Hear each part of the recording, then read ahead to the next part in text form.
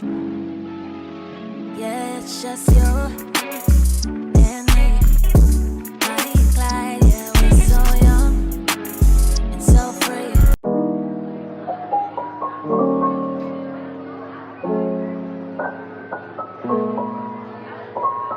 I made my teacher cry. Story time. When I was in second grade, I had this teacher and she was the devil, and we're gonna name her Miss Jackson. And the reason I call her a devil is because she would say really mean things to me to my face. She would be like, Ty, stop talking like that, you sound like a little girl. Or, your favorite color can't be pink, you have to choose one of the boy colors. And since I was so young, I didn't understand how serious these things were, and I didn't know I can get her in trouble. And I would go home sad like every single day. Eventually my mom noticed and she asked me what was wrong. So I told her some of the things that Miss Jackson would say to me, and my mom was mad. And my mom was like, the next time she says something to you, say something rude back, and if you get in trouble, I'll handle her from there. So I was like, okay, I'll do it. Now, Miss Jackson was a heavy lady, so I knew if I said something rude to her, it would be about her weight. Though we don't body shame around here. We don't do that, okay? So I'm in school eating lunch with my friends who happen to be girls, and Miss Jackson comes up to me and she's like, shouldn't you be eating with the boys? So I looked at her and I was like, shouldn't you be eating a salad? And the lunchroom start laughing, and then she... Story time, who's y'all asked. Basically, I had a mental breakdown during school, and I went numb after I had a breakdown. And I had a lighter in my pocket, cause I like lighting stuff on fire for fun, cause like arson, so I lit a trash can on fire. People of color, what's the most racist thing you've experienced at a predominantly white school? So I went to a school like 15 to 20 minutes out of town, like in the country.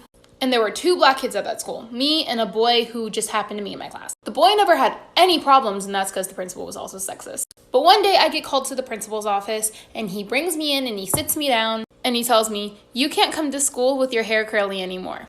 Your mom is going to come and pick you up, and you are not allowed back at school until your hair is straight. And I was like, but this is just what my hair is like, sir. Imagine that, but like with snot in my nose and crying because authority scared the shit out of me. And so he goes, I don't care. Either you straighten your hair or you don't come back to school. He called my mom to pick me up, who was the head RN for a doctor's office, and she couldn't just leave. He wouldn't let me go back to class. So I sat in the principal's office for 3 hours. My mom comes in and he tells her what he told me. So she said she would call the school board for racial discrimination. Go mom. So why does everything happen when you miss one day of school? When I was in elementary school, there was this thing called Student of the Month. We'd have this big ceremony in the gym where they'd reward kids for being good students. And so much drama would kick in during these events. Kids would cry, others would get jealous, some fell asleep, and some actually fell. These were pretty much the Oscars of second grade. This one time, it was the day of the ceremony, and I stayed home. Apparently they called my name, and lucky me, I wasn't there. According to my friends, some other kid tried to snub the award from me by walking towards the stage, and teachers stopped him, and all the other kids were confused because they believed that that was the kid who earned the award. Hey yo, free my boy! Someone yelled. The next day I came to school. Teachers told me all of this and they had the kid apologize to me, and I was so confused. He tried to pull a Kanye without me even being there. I never heard from that kid again. It's funny because if I didn't miss school, that would have never happened. So when I was a sophomore in high school, I had this teacher who would only let the students in her class use the restroom one time per semester.